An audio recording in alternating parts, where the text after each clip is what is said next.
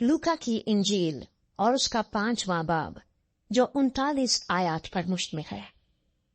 जब भीड़ उस पर गिरी पड़ती थी और खुदा का कलाम सुनती थी और वो गनीसरत की झील के किनारे खड़ा था, तो ऐसा हुआ कि उसने झील के किनारे 2 कश्तियां लगी देखी, लेकिन मछली पकड़ने वाले उन पर से उतरकर जाल ढो रहे थे। और उसने उन कश्तियों में से एक पर चढ़कर, जो शमौन की थी, उससे दरखास्त की कि किनारे से जरा हटा ले चल, और वो बैठकर लोगों को कश्ती पर से तालीम देने लग। जब कलाम कर चुका तो शमौन से कहा, गहरे में ले चल और तुम शिकार के लिए अपने जाल डालो। शमौन ने जवाब में कहा, ऐ उस्ताद, हमने रात भर मेहनत की और कुछ हाथ न आया, मगर तेरे कहने से जाल डालता हूँ। ये किया और वो मछलियों का बड़ा रोल घेर लाए और उनके जाल फटने लगे। और उन्होंने अपने शरीकों को जो दूसरी कश्ती पर थे इशारा किया कि आओ हमारी मदद करो। बस उन्होंने आकर दोनों कश्तियां यहाँ तक भर दी कि डूबने लगी।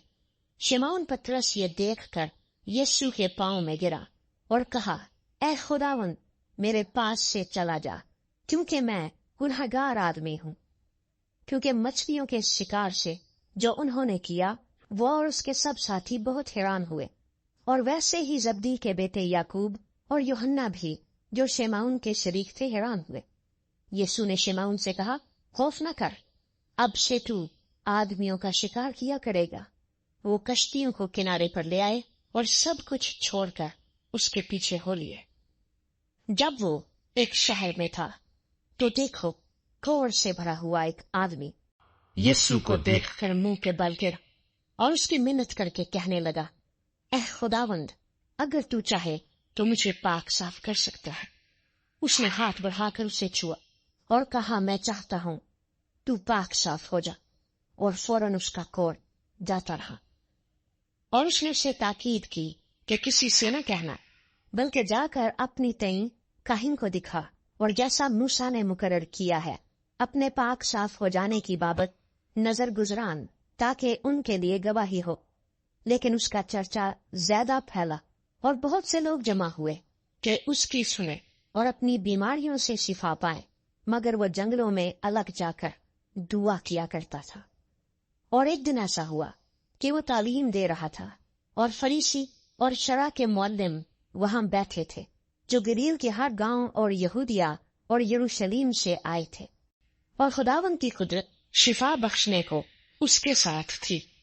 और देखो, कई मर्द एक आदमी को जो मफलूज था चारपाई पर लाए और कोशिश की कि उसे अंदर लाकर उसके आगे रखें।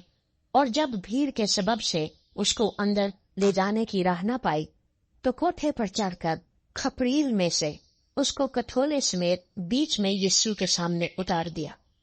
उसने उनका ईमान देखकर कहा, ऐ आदमी, तेरे गुनाह माफ हुए। इस पर फकीर और फरीसी सोचने लगे कि ये कौन है जो कुफर बकता है, खुदा के सिवा और कौन गुनाह माफ कर सकता है। यीशु ने उनके ख्यालों को मालूम करके जवाब में उनसे कहा, तुम अपने दिलों में क्या सोचते हो? आसान क्या है, ये कहना कि तेरे गुनाह माफ हुए, या ये कहना कि उठ और चल फिर? लेकिन इसलिए कि तुम जानो कि इब्ने आदम को जमीन पर गुनाह माफ करने का इख्तियार है। उसने मफलूज से कहा, मैं तुझसे कहता हूँ, उठ और अपना खटोला उठाकर अपने घर जा। और वो उसी दम उनके सामने उठा और जिस पर पड़ा था उसे उठाकर खुदा की तमजीद करता हुआ अपने घर चला गया। वो सब के सब बड़े हैरान हुए और खुदा की तमजीद करने लगे और बहुत डर गए और कहने लगे कि आज हमने अजीब बातें देखी।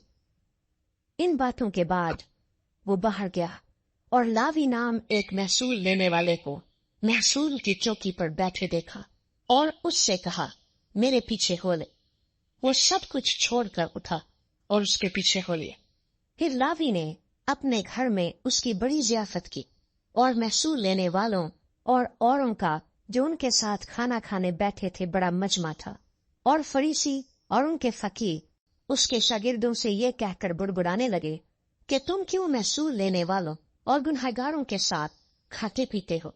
यीशु ने जवाब में उनसे कहा کہ تندرستوں کو طبیب کی ضرورت نہیں بلکہ بیماروں کو، میں راست بازوں کو نہیں بلکہ گناہگاروں کو توبہ کے لیے بلانے آیا ہوں۔ اور انہوں نے اس سے کہا کہ یوحنا کے شاگرد اکثر روزہ رکھتے اور دعائیں کیا کرتے ہیں، اور اسی طرح فریسیوں کے بھی، مگر تیرے شاگرد کھاتے پیتے ہیں۔ یسوع نے ان سے کہا، کیا تم براتیوں سے جب تک دلہا ان کے ساتھ ہے روزہ رکھوا سکتے ہو؟ مگر وہ دن آئیں گے اور جب دلہا ان سے جدا کیا جائے گا، تب ان دنوں میں وہ روزہ رکھیں گے۔ اور اس نے ان سے ایک تمثیل بھی کہی کہ کوئی آدمی نئی پوشاک میں سے پھاڑ کر پرانی پوشاک میں پیوند نہیں لگاتا، ورنہ نئی بھی پھٹے گی اور اس کا پیوند پرانی میں میل بھی نہ کھائے گا۔ اور کوئی شخص نئی میں پرانی مشکوں میں نہیں بھرتا، نہیں تو نئی میں مشکوں کو پھاڑ کر خود بھی بہہ جائے گی اور مشکیں بھی برباد ہو جائیں گی، بلکہ نئی میں نئی مشکوں میں بھرنا چاہیے۔ اور کوئی آدمی پرانی میں پی کر نئی کی خواہش نہیں کرتا، کیونکہ کہتا ہے کہ پرانی ہی اچھی ہے۔